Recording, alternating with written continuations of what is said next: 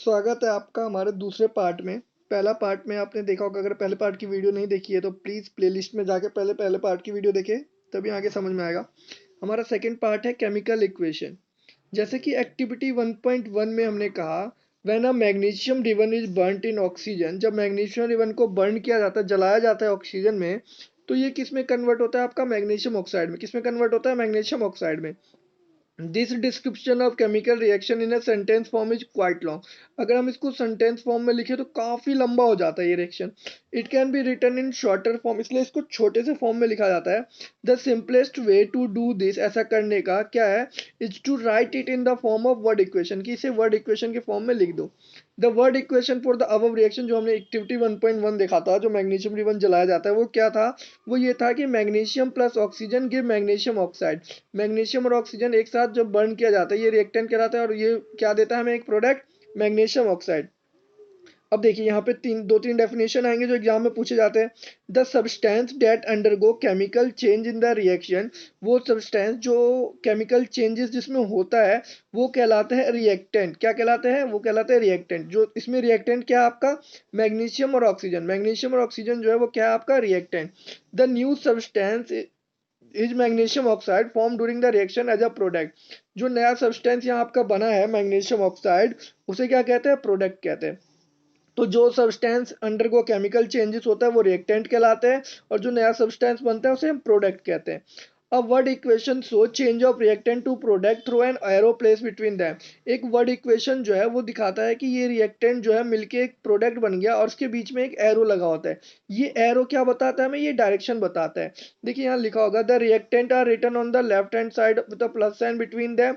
Reactant जो है वो लेफ्ट हैंड साइड लिखे होते हैं, लेफ्ट हैंड यानी लेफ्ट तरफ, with a plus sign between है, उनके बीच में प्लस साइन होता है। और प्रोडक्ट जो है वो राइट हैंड साइड लिखा होता है, उसके बीच में भी अगर दो प्रोडक्ट बनते हैं तो उसके बीच में भी प्लस साइन होता है। यहाँ पे एक ही प्रोडक्ट है इसलिए सिंपल प्रोडक्ट दिया। The arrow head point toward the product and show the direction of reaction. ये जो एरो हेड होता है, ये जो एरो होता है, ये आपका प्रोडक्ट की तरफ होता है, और ये हमें रिएक्शंस का डायरेक्शन बताता है कि ये दोनों मिलके ये बन रहा है। ठीक है, अब देखते हैं अगला। अगला टॉपिक है हमारा राइटिंग अ केमिकल इक्वेशन। देखिए, is there any other shorter way for representing chemical equation? क्या इससे भी कोई छोटा तरीका है केमिकल इक्वेशन को रिप्रेजेंट करने का? तो चलिए उसे देखते हैं। Chemical equation can be made more concise and useful if we use chemical formula instead of word. Chemical equation जो है और भी कंसाइज और यूजफुल हो सकता है अगर हम केमिकल फॉर्मूला, यानी जैसे हम इनसे मैग्नीशियम और ऑक्सीजन यूज कर रहे थे, इसकी जगह अगर हम फॉर्मूला उनका यूज करें तो। अ chemical equation represent a chemical reaction. एक केमिकल इक्वेशन जो है वो आपका क्या रिप्रेजेंट करता है? केमिकल रिएक्शन को रिप्रेजेंट करता है। If you recall formula of magnesium oxygen and magnesium oxide, अगर आपको तीनों के फॉर्मूले याद है, यानी मैग्नीशियम का, ऑक्सीजन का और मैग्नीशियम ऑक्साइड का, तो ये जो वर्ड इक्वेशन होता है आपका क्या हो जाता है? Magnesium plus oxygen give magnesium oxide. अब काउंट करिए, compare the number of atom of each element on the LHS and RHS of the arrow. देखिए यहाँ पे मैग्नीशियम 1 है, यहाँ भी 1 है, लेकिन यहाँ पे ऑक्सीजन के कितने मॉलिक्यूल है? 2 मॉलिक्यूल है। यहाँ पे कितना है? 1 मॉलिक्यूल है। इधर कह रहा है is the number of atom of each element the same on both side. क्या मतलब मैग्नीशियम तो सेम है लेकिन ऑक्सीजन जो है अलग अलग है। इफ यस, अगर ये सेम होते, then the equation is balance. तब इक्वेशन क्या होता? आपका बैलेंस होता। इफ नॉट, अगर नहीं होते तो इक्वेशन जो है अनबैलेंस। अब इसमें नहीं है क्योंकि ऑक्सीजन इधर 2 है, इधर 1 है, तो इक्वेशन क्या है आपका? अनबैलेंस है। Because the mass is not the same on both side of equation, क्योंकि मास जो है दोनों साइड सेम नहीं है। सच अ केमिकल इक्वेशन, इस तरह का जो केमिकल इक्वेशन होता है वो कहलाता है आपका स्केलेटल केमिकल इक्वेशन। यानी कि इस तरह का केमिकल इक्वेशन जिसमें आपका दोनों साइड यानी रिएक्टेंट और प्रोडक्ट के मास सेम ना हो, उसे स्केलेटल कहते हैं। स्केलेटल को आप अनबैलेंस भी कह सकते हैं। तो एक बार बोर्ड में पूछा गया था what is skeletal chemical equation, तो आपको वहां लिखना है when the equation is not balance with both side, this is known as skeletal equation. Equation 1.2 यानी ये वाला जो है आपका स्केलेटल है। क्यों स्केलेटल है? क्योंकि मैग्नीशियम तो यहाँ 1 है, चलो 1 है, लेकिन ऑक्सीजन यहाँ 2 है, यहाँ 1 है, इसलिए ये स्केलेटल है आपका। Burning of magnesium oxygen in air. अगला टॉपिक है आपका बैलेंस केमिकल इक्वेशन। रिकॉल करिए law of conservation of mass. क्या कहता है वो, जो आपने क्लास 9th में पढ़ा कि mass can neither be created not destroy in a chemical reaction. Mass ना तो क्रिएट किया जाता है ना ही डिस्ट्रॉय होता है किसी केमिकल रिएक्शन से। डेट इज, क्या है इसका मतलब कि टोटल मास जो है एलिमेंट का present in the product of chemical reaction has to be equal to total mass of element present in reactant. यानी कि जितना एलिमेंट रिएक्टेंट में मास था उतना ही प्रोडक्ट में होगा। मास कभी भी ना बनाया जाता है ना तोड़ा जाता है। इन अदर वर्ड, दूसरे शब्दों में अगर हम कहें, the number of atom of each element remain the same. Number of atom जो ईच एलिमेंट का वो सेम होता है before and after a chemical reaction. यानी एक केमिकल रिएक्शन से पहले एक केमिकल रिएक्शन के बाद जो है सेम होता है। Hence we need to balance a skeletal chemical equation. तो जो हमें अनबैलेंस केमिकल इक्वेशन दिया होता है, स्केलेटल केमिकल इक्वेशन दिया जाता है, उसे हमें बैलेंस करना होता है। Is the chemical equation 1.2 balance? क्या ऊपर जो 1.2 दिया हुआ था वो बैलेंस था? नहीं था। Let us learn about balancing a chemical equation step by step. Step by step समझते हैं। एक्टिविटी 1.3 जो हमने पीछे पढ़ा था पहली वीडियो में, वो क्या था आपका? जिंक को हमने डाला था, जिंक ग्रेन्यूल डाला था किसमें? सल्फ्यूरिक एसिड में। अगर आपने पहली वीडियो नहीं देखी है तो प्लीज प्लेलिस्ट में जाके पहले पहली वीडियो देखे। जिंक को हमने ऐड किया था सल्फ्यूरिक एसिड में, तो क्या फॉर्म करता है?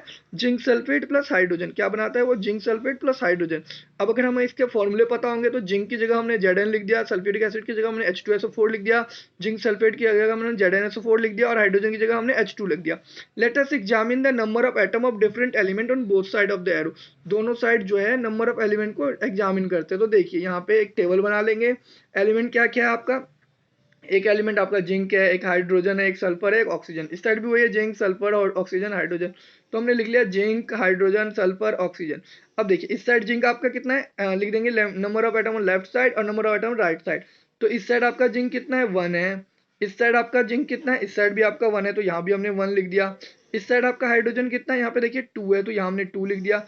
इस साइड आपका हाइड्रोजन कितना है? 2 है, तो यहाँ भी हमने राइट हैंड साइड वाले में भी 2 लिख दिया। इस साइड आपका सल्फर कितना है? 1 है, तो यहाँ हमने 1 लिख दिया। इस साइड आपका सल्फर कितना है? प्रोडक्ट साइड 1 है, तो RHS में हमने 1 लिख दिया सल्फर में।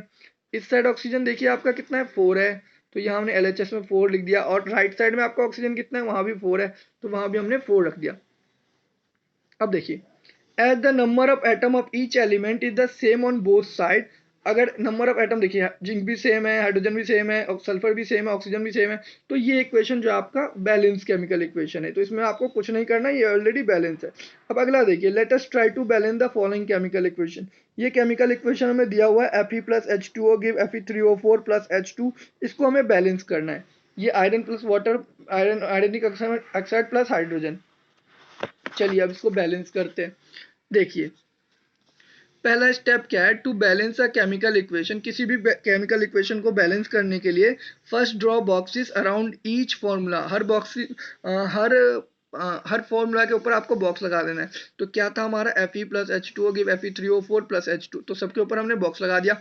Do not change anything inside the box. अब आपको बॉक्स के अंदर कुछ भी चेंज नहीं करना है।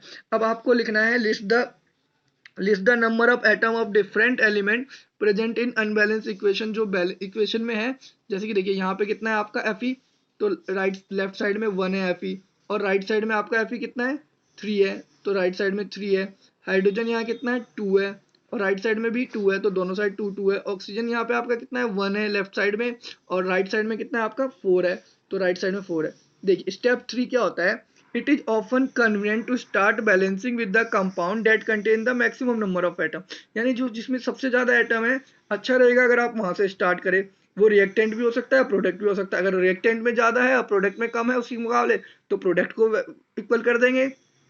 तो in that compound select the element which has the maximum number of atom. अब यहाँ से आप जब देखेंगे तो आपको ये नंबर सबसे ज्यादा दिखेगा। ये किसमें है? ऑक्सीजन। तो हम कहाँ से स्टार्ट करेंगे बैलेंस करना? ऑक्सीजन। ठीक है, select the element which has the maximum number of, using these criteria. इसको सेलेक्ट करके हमने क्या करा? We select Fe3O4। हमने आयरन ऑक्साइड को सिलेक्ट किया, और एलिमेंट उसके अंदर कौन सा? ऑक्सीजन को सिलेक्ट किया। तो 4 ऑक्सीजन एटम है राइट हैंड साइड में, और एक ही है लेफ्ट हैंड साइड में। 4 राइट हैंड साइड में, एक लेफ्ट हैंड साइड में।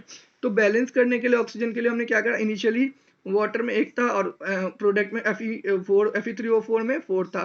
तो हम बैलेंस करने के लिए 1 को क्या करा? 4 से मल्टीप्लाई कर दिया। तो यहाँ भी रिएक्टेंट में भी 4 हो गया, प्रोडक्ट में भी 4 हो गया। तो हमने क्या करा? यहाँ पे हमने 4 लिख दिया।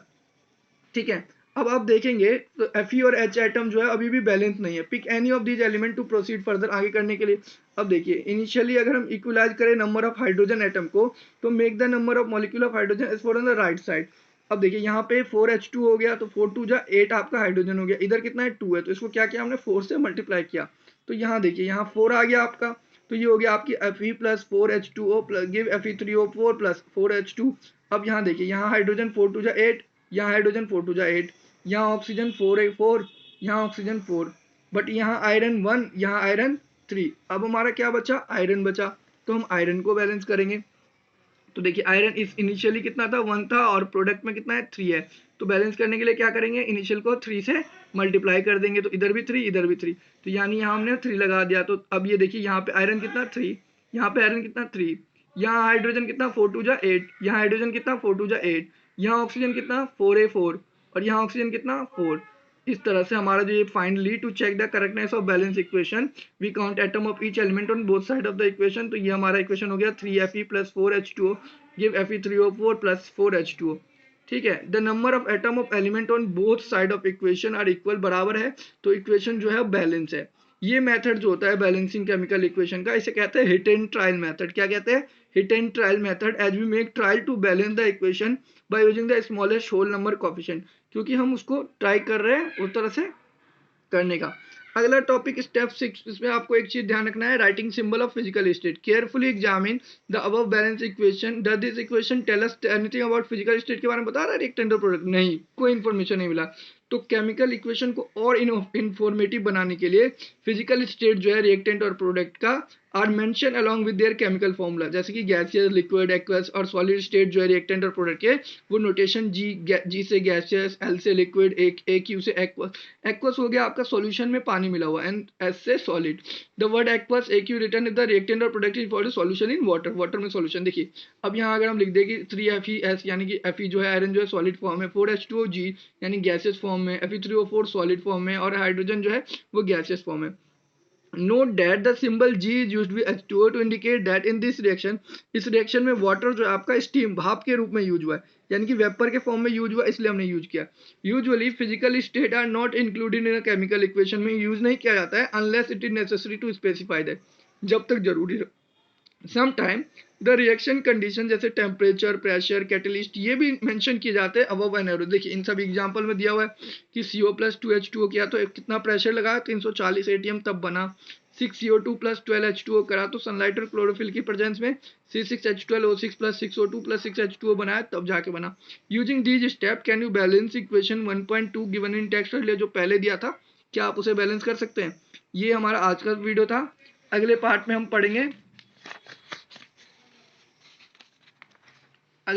पढ़ेंगे टाइप ऑफ केमिकल रिएक्शन।